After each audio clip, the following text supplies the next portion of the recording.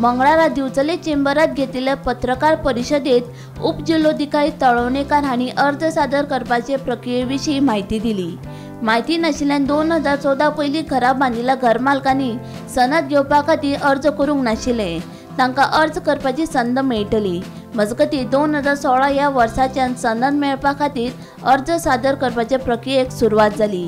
ताचे उपरांत 803 अर्ज आयले।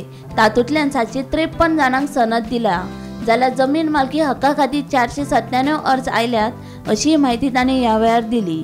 मयेची इवेक्यू प्रॉपर्टी तुमकां खबर आसतले 2016-2021 ह्या टायमार जी मयाची प्रॉपर्टी आसा जिचेर 1 and 14 उतार्यार गव्हर्मेंट ऑफ गोवा हें नांव लागलेलें आसा, थंयसर कोणाची जी घरां आसात तेंच्यांनी घरां जी 15 ऑगस्ट 2014 तेज्या पयलीं जी बांदल्यात, सो तेका गव्हर्मेंटान प्रोविजनल डिक्लेरेशन इश्यू करतात।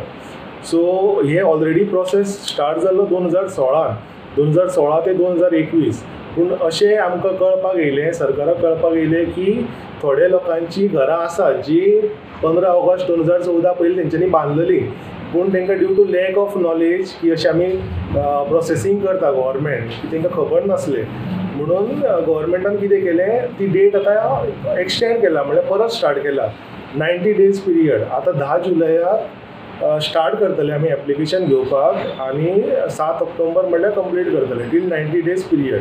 येयल्ली 803 येयल्ली हेजे घराची जी घरां बांदल्यात गव्हर्मेंट ऑफ गोवा लँडार घरां बांदल्यात 803, तितूंतली ऑलरेडी 753 डिस्पोज केली, ऑलरेडी दिली। एक 50 पेंडींग आसली, ती आतां आमी प्रोसेस ऑलरेडी चालू आहा तेजो।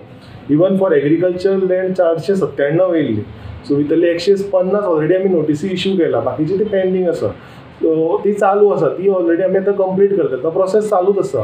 ही फक्त जी आसा की आमी तो पोर्टल बंद केल्लो, नवीन घेनासली आमी 2021 ती नवीन घेवपाचें बंद केल्लें। सो आयज आमी 2025 10 जुलयाच्यान ती स्टार्ट करता।